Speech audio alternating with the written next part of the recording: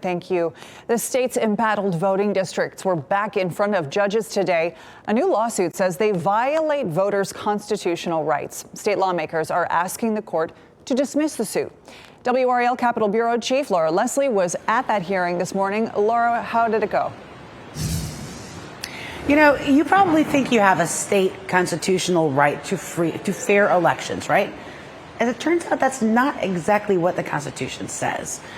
Critics of Republican-drawn voting maps say that they violate the right to fair elections, because they're drawn to favor one party or the other, and they're asking the courts to force lawmakers to redraw them.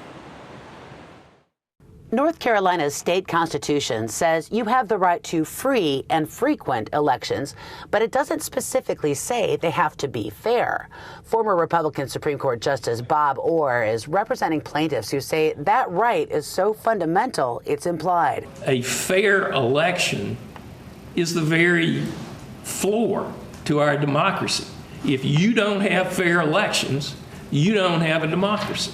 Orr says when lawmakers draw voting districts so they're more likely to elect one party than the other, it amounts to the government violating that fundamental right. We just want the election to be fair.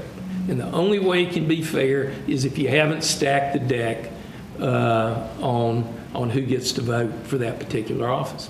Attorney Phil Strack represents state lawmakers in the case. He says there's no legal definition of fair that lawmakers could follow. But if the court says, well, these districts aren't fair, what in the world are you supposed to do about that? Strack urged the court not to add a new right to fair elections to the state constitution.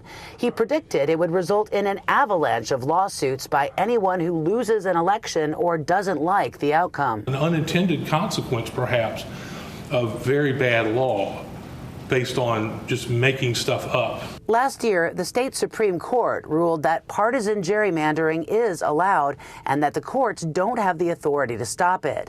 That's why state lawmakers are asking the court to throw the case out. However, Bob Orr says this case is different from the one the court ruled on last year and should be allowed to go forward. We're expecting a decision on that sometime in the coming weeks. Laura Leslie, WRAL News, live in Raleigh.